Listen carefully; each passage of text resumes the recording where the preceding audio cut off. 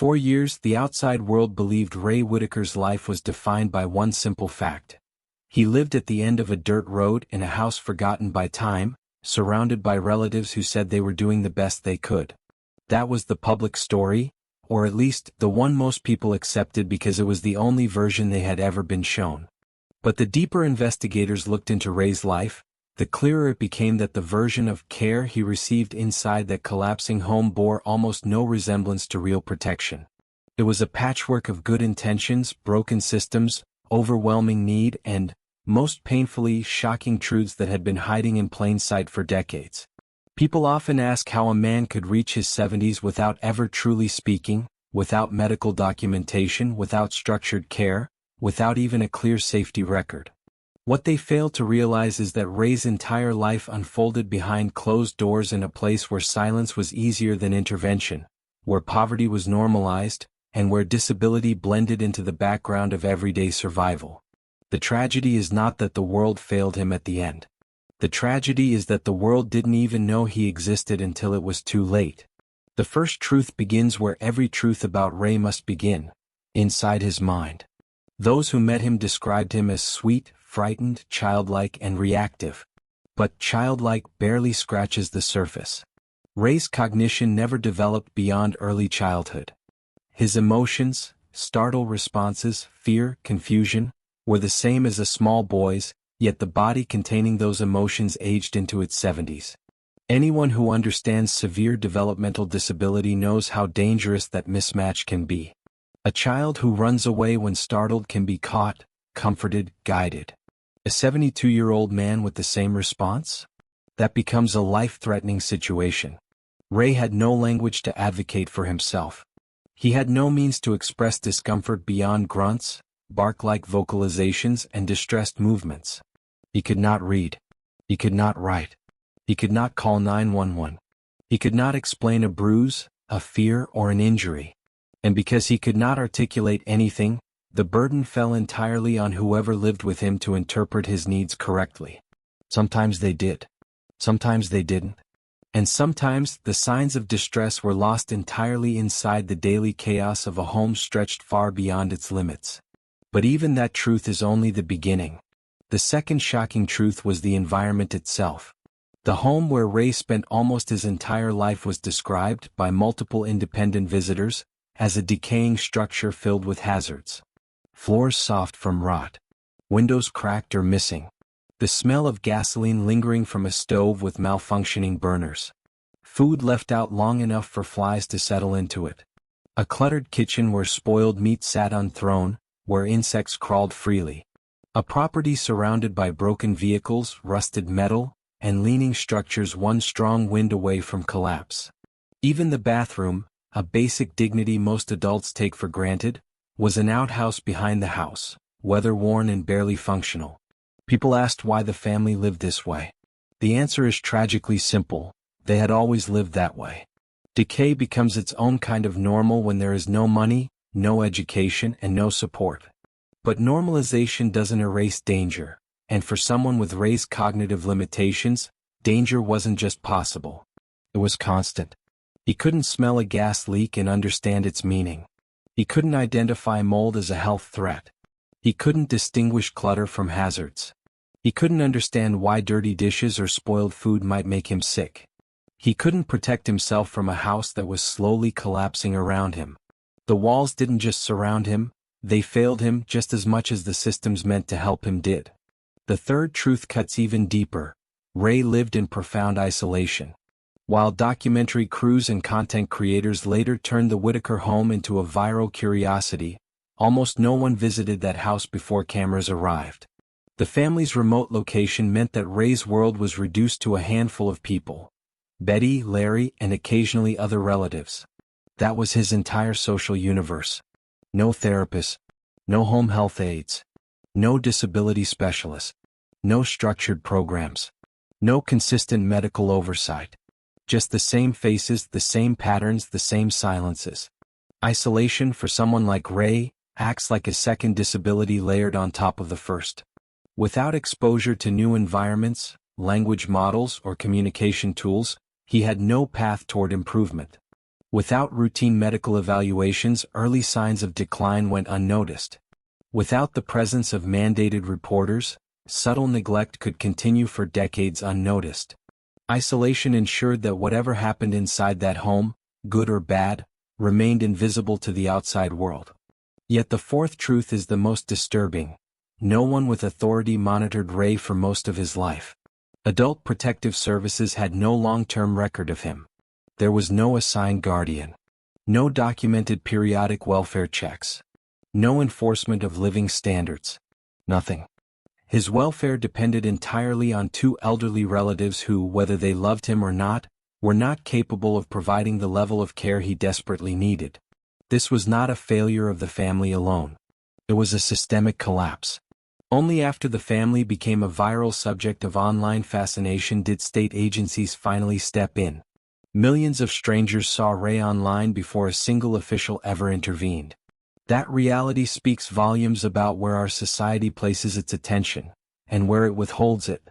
But the fifth truth compounds that neglect, corruption and manipulation began creeping into the home long before the state arrived.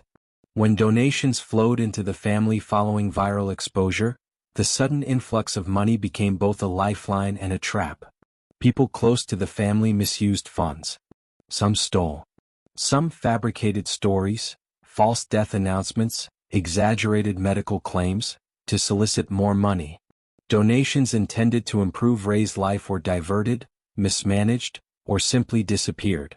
And each time trust broke down, support dwindled further. Ray had no idea why strangers sent money. He had no idea why the money disappeared. He only understood the consequences. The repairs that never happened, the food shortages, the rising tension around him. Poverty is traumatic enough. Poverty mixed with financial exploitation becomes something far darker. Then comes the sixth truth, the one often whispered but rarely addressed openly: addiction in the home. Even when individuals struggling with substance use care deeply about family, addiction creates instability that ripples through every corner of a household. Erratic routines, missing funds, emotional volatility, confusion, fear. For someone like Ray, who depends entirely on predictable structure and stable support, that instability becomes a form of harm, even if unintentional. But nothing is as devastating as the seventh truth. When Ray was finally removed from the home for his safety, he also lost the only emotional world he had ever known. His caregivers may have failed him at times, but they were also his constants. His familiarity, his comfort, his entire sense of belonging.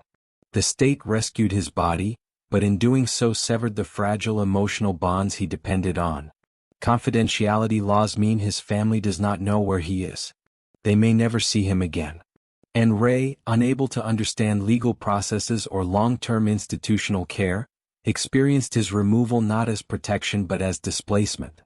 That final truth reframes everything. Ray's tragedy is not about one bad event or one bad actor. It is the accumulated result of 7 decades of poverty, disability, isolation, systemic oversight failures, family strain, exploitation, and emotional dislocation. His suffering was not sudden. It was slow, quiet, and constant. When people first saw Ray online, many assumed his life with Larry and Betty was simply unusual, maybe unconventional, maybe even eccentric, but harmless. The viral clips painted a picture of an odd but somehow endearing family tucked away in the Appalachian Mountains. What the world didn't see was what lay just outside the camera frame: the exhaustion, the environmental decay, the unsupervised risks, and the daily struggles that shaped Ray's existence in ways that were both heartbreaking and unavoidable. To understand Ray's suffering, you have to step beyond the simplified narrative that internet fame created. His story wasn't just about poverty. It wasn't just about disability. It wasn't just about neglect or family dysfunction.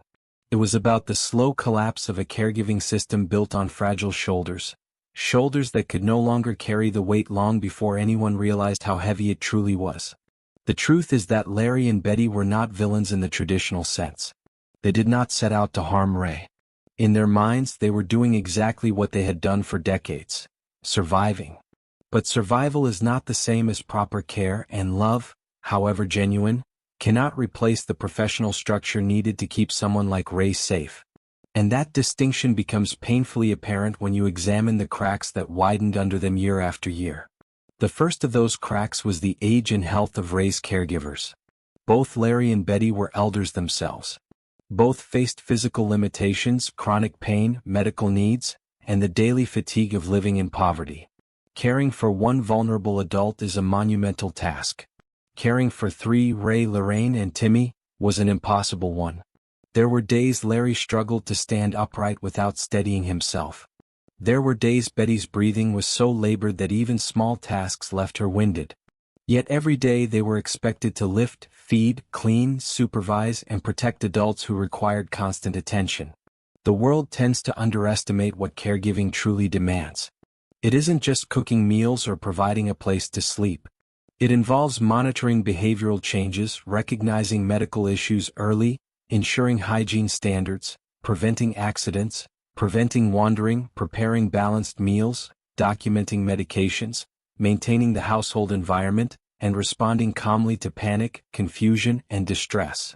Most trained aides work in shifts for a reason. Burnout is inevitable. But burnout in that isolated home had no outlet. There were no relievers. No visiting nurses. No caseworkers consistently checking in. No counseling, no support groups, no agency oversight, no respite care. Larry and Betty aged, but Ray did not become any easier to manage. His cognitive delays were permanent, his reactions unpredictable, his dependence total. The burden grew even as their capacity to carry it shrank. Where, then, was the support system? That question leads directly to the second crack: the complete absence of professional oversight. For decades, the family operated informally, without guidance or intervention. While some people assumed that social workers checked on them regularly, the truth is far more disturbing. They didn't. Investigators later confirmed that Ray had no consistent welfare checks, no case file that followed him from year to year, no record of medical evaluations conducted by state agencies. He simply existed outside the system, invisible until the internet forced him into view. That invisibility is not rare in remote Appalachian communities, where poverty and disability often exist unnoticed. Many families slip through bureaucratic gaps, especially when adult children with disabilities are never enrolled in formal programs. Without documentation, they are not assigned case managers. Without case managers, there are no visits.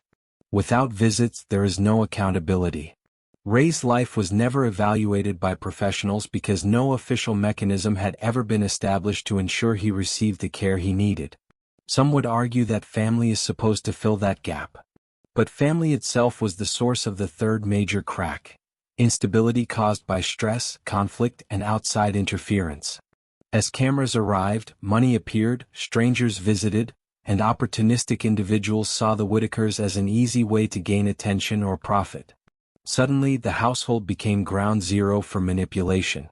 Donations flowed in, promises were made, and expectations soared about improving the home. But with money came turmoil. Argument replaced cooperation. Distrust replaced unity. Misused funds replaced transparent budgeting. Individuals outside the home inserted themselves into decision-making roles they had no training or authority for. And all of this noise, financial tension, outsiders stirring conflict, sudden emotional explosions, created the exact kind of chaotic environment that people like Ray cannot handle. When he flinched, when he barked, when he fled the room shaking or pacing, these weren't random behaviors. They were stress responses. They were reactions to a world he could not decode suddenly becoming more unpredictable than ever.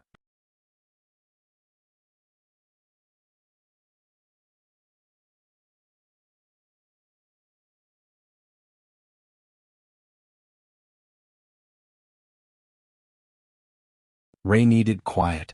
He needed routine. He needed simple days built on stability. Instead, the home became a revolving door of content creators, visitors, arguments, and worries about money and exposure. The fourth crack was the environment itself. The house had always been modest, but modest eventually became unsafe. Floors sagged under weight. Wiring was outdated. Drafts seeped in through cracks in the walls. Temperatures fluctuated wildly depending on the season. Clean water was inconsistent. Mold crept along corners. Food storage was unreliable. With the outhouse deteriorating, hygiene became a daily struggle. Maintaining basic sanitation was a constant challenge. For Ray, these environmental hazards weren't inconveniences, they were threats he couldn't recognize. A leaking gas burner is a danger to any adult. For someone unable to understand cause and effect, unable to express symptoms of dizziness or nausea, that danger becomes exponentially worse. The fifth crack was emotional neglect, not from malice but from exhaustion. Caregivers who are drowning cannot always provide emotional warmth. Ray needed reassurance, consistent interaction, and gentle redirection. But with two overwhelmed, elderly caregivers juggling 3 dependent adults, emotional care often fell to the bottom of the list. Not because they didn't love him, but because survival took priority. And emotional deprivation is a form of suffering that rarely gets documented, yet always leaves a mark. The sixth crack came from the ripple effects of addiction and manipulation introduced into the home by external actors.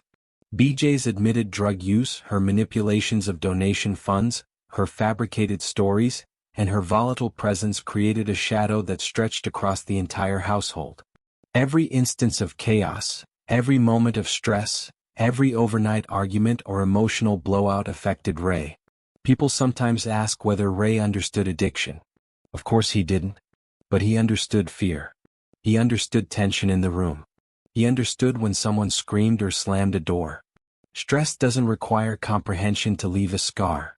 The seventh crack, the one everything eventually collapsed under, was that the family simply could not protect him anymore. Not from environmental hazards. Not from predators online. Not from external manipulators. Not from their own exhaustion. Not even from their own aging bodies. The term failure to protect does not mean they didn't love Ray. It means they loved him more than they were capable of safely caring for him. It means the burden was bigger than their strength. It means the home was beyond repair long before anyone admitted it. When investigators finally stepped back and evaluated the situation, it wasn't one incident that made the decision for them. It was all the cracks combined, structural, emotional, financial, environmental, medical, and systemic. When added together, they formed a picture of a vulnerable man whose life had become a continuous struggle for safety in a place where safety was no longer possible. And that is where Ray's story shifts from hidden suffering to intervention. Comment below. Do you think Ray's removal was inevitable, or could proper support have saved the household before it collapsed? Long before the state arrived with paperwork, long before the world debated whether Larry and Betty were villains or victims, the warning signs were already there, quiet, incremental, and accumulating like weight on an already cracked foundation. Nothing about what happened to Ray was sudden. It was the result of a slow unraveling, a gradual collapse of a household that had been stretched to its limit for too many years. To understand why the state finally intervened, you have to understand one crucial truth. The Whittaker home didn't fail in one spectacular moment. It failed in dozens of small ones. Tiny fractures that deepened over time until the structure, the family, and the caregiving system simply couldn't carry the strain anymore. The moment the state stepped in was not a single event. It was the inevitable conclusion of problems that had gone unaddressed for decades. Everything began to fall apart the moment outside attention collided with internal instability.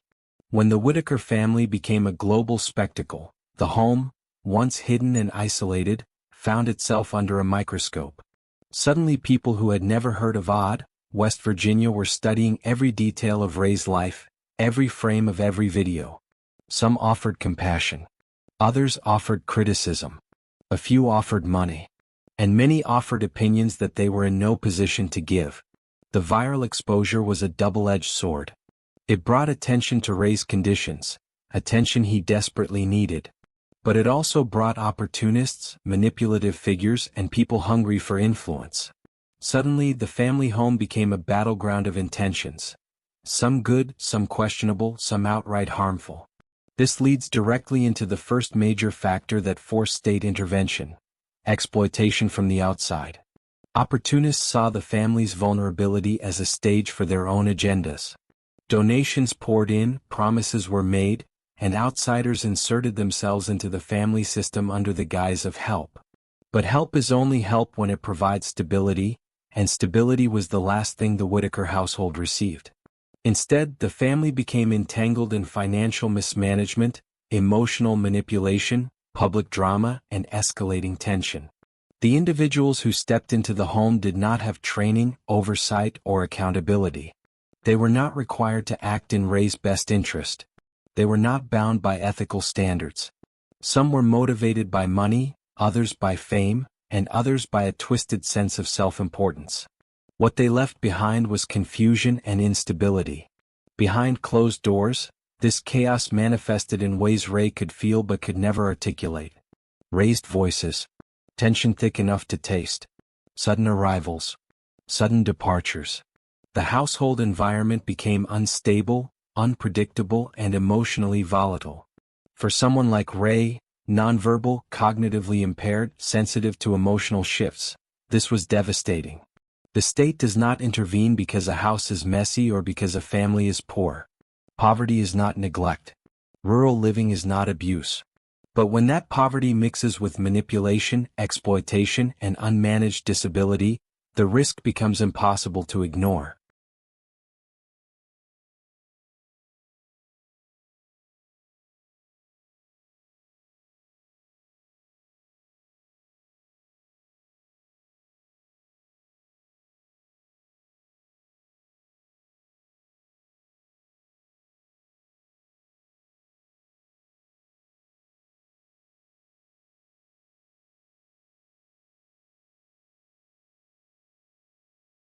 The second major factor was unsafe living conditions that no longer met minimum standards of care. It wasn't just about clutter. It wasn't just about an old home. It was about structural danger, real hazards that put the lives of 3 vulnerable adults at risk daily. Investigators documented decaying floors, compromised wiring, fluctuating temperatures, insufficient sanitation, spoiled food, potential mold, and areas of the home that posed immediate physical risks. Most adults can mitigate these dangers. But Ray could not. He couldn't avoid hazards he didn't understand. He couldn't report something was wrong. He couldn't retreat to a safe space. The conditions didn't just make life difficult, they made it unsafe. Even worse, repairs that could have been made with donation money weren't done. Not consistently. Not to the extent needed. Instead, money vanished, misused by people who claimed to be helping. This brings us to the third major factor: the failure of donation oversight and the infiltration of addiction into the caregiving ecosystem. BJ's actions, misusing funds, fabricating stories, exploiting the public's sympathy, revealed a household already consumed by instability. Addiction is not a private issue inside a caregiving environment. It spreads. It destabilizes. It redirects money that was meant for survival. It influences judgment. It brings unpredictability into a home that requires calm and consistency. Every dollar diverted was a missed meal, a missed repair, a missed opportunity to give Ray the structure he needed. Every day spent in chaos because of addiction was a day Ray spent emotionally unprotected. Addiction does not need to belong to a caregiver to affect the care. It affects the environment. It affects trust. It affects the flow of resources. And every ripple lands hardest on the most vulnerable people in the home. The fourth factor was the sheer burden crushing Larry and Betty. They were elderly, overwhelmed, and in survival mode. Their own health was deteriorating. Their stamina was depleted. Their coping mechanisms were failing. They were drowning, trying to hold up 3 adults who required daily, intensive support. Caregiving burnout is not a personality flaw. It is a biological response to long-term stress. It changes neurochemistry. It affects memory, patience, emotional regulation, and physical health. Overwhelmed caregivers make mistakes. They overlook warning signs. They forget tasks. They lose their ability to enforce structure. The state saw this and understood something the public often ignores. Love is not enough. Love cannot prevent accidents. Love cannot correct medical neglect. Love cannot substitute for trained caregivers when the needs exceed the caregiver's capacity. The fifth factor was the presence of violence and threats within the household ecosystem. Several accounts documented dangerous encounters involving BJ and her boyfriend, including allegations that Timmy was physically assaulted. Whether every detail was true or not, the state had enough consistent reporting to consider the environment unsafe. Even if Larry and Betty never personally harmed Ray, they failed to shield him from individuals who posed a threat. Failure to protect is not about intent, it's about ability. And by this point, the household had lost the ability to safeguard its most vulnerable members. The sixth factor was the complete lack of communication ability on Ray's part. He could not speak. He could not explain pain. He could not describe abuse. He could not tell anyone that he was cold, hungry, afraid, or sick. Nonverbal individuals rely entirely on the awareness of their caregivers, and when those caregivers are exhausted, overwhelmed, stressed, and embroiled in external conflict, they miss things. Not intentionally, but inevitably. The state recognized that Ray was a man living in silence with no ability to advocate for himself. When someone cannot communicate suffering, the law must step in if the signs around them show that suffering is likely. The seventh and final factor, the one that broke whatever lingering hesitation existed, was the realization that the environment would never improve. Not with donations.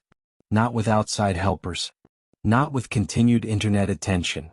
Not with the same structures in place. The problems were systemic, not situational. The state concluded that Ray was not simply living in poverty, he was living in an unmanageable, unsafe ecosystem that no amount of goodwill could repair. So they acted. Some people cried governmental overreach. Others said it was too late.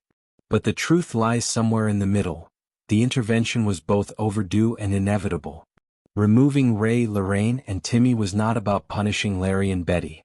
It was about ensuring that individuals who had spent decades trapped in silence, chaos, and environmental danger finally received medical supervision, reliable meals, personal hygiene, structured routines, and professional oversight. The home didn't collapse in a single day. It collapsed piece by piece, crack by crack, until the state had no ethical choice but to intervene. Comment below.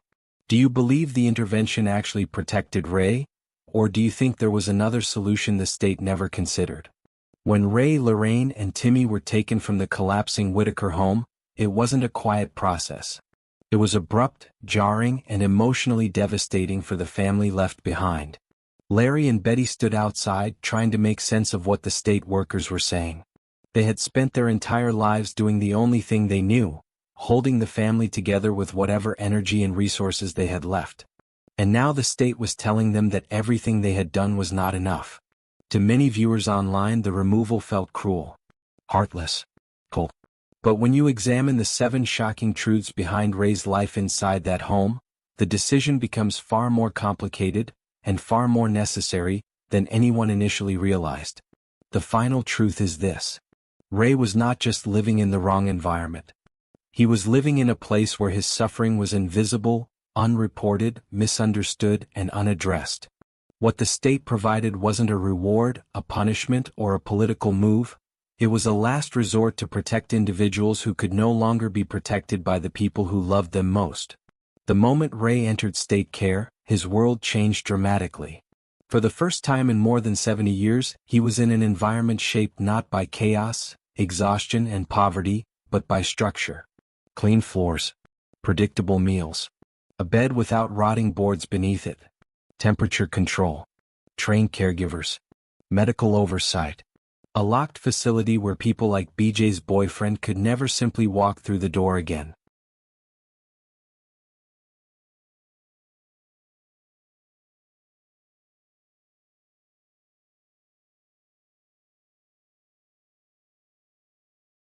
One of the deepest tragedies of Ray's story is that he never knew these things were missing. He didn't know what he should have had. He didn't know he was supposed to feel safe. He didn't know he was supposed to have a functioning bathroom, a clean kitchen, or caregivers who weren't drowning under impossible burdens. He lived with whatever he was given, and because he could not speak, he endured conditions silently, conditions most adults wouldn't tolerate for a week. In state care, his silence no longer hides him. It protects him. But there is another side to this new reality, one the public rarely considers. When Ray was removed from the home, he didn't just lose the environment that failed him. He also lost the only emotional world he recognized. the faces he saw every morning, the hands that brought him food, the rhythms of the household he had spent a lifetime learning. To him it wasn't a broken home, it was the only home. State custody gave him safety, but it also took something irreplaceable, the comfort of familiarity. This truth sits at the center of everything. Ray's rescue came with a cost.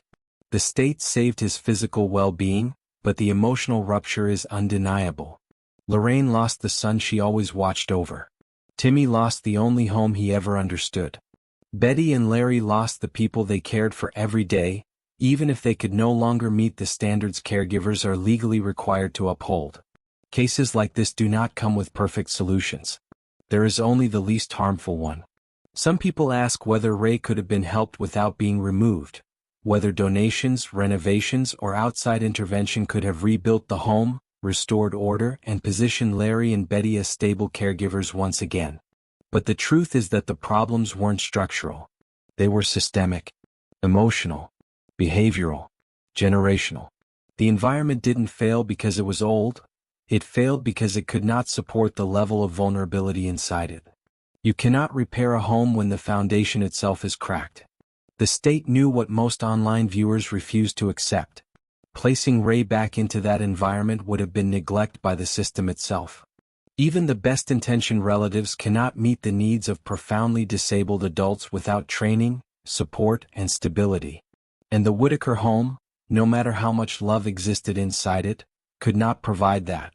So the state chose the option that offered Ray the highest chance of physical safety, medical care, longevity, and supervision. Not perfection but protection. Where Ray is today remains unknown to the public. Confidentiality laws prevent disclosure. All that is known is that he is somewhere cleaner, somewhere safer, somewhere structured. The emotional void may remain, but the daily dangers do not. The final question is the one that lingers. Was this justice or tragedy? Saving or severing? Protection or punishment? The truth is uncomfortable but unavoidable. It was all of these things at once. Ray's story ends not with a reunion or a restoration, but with a reality that millions of vulnerable adults face every year. Sometimes the safest place is not the place that feels like home. Comment below. Do you believe Ray is better off in safety even at the cost of losing his family? Or do you think the state stole from him something he should have never lost? Thank you for watching this video.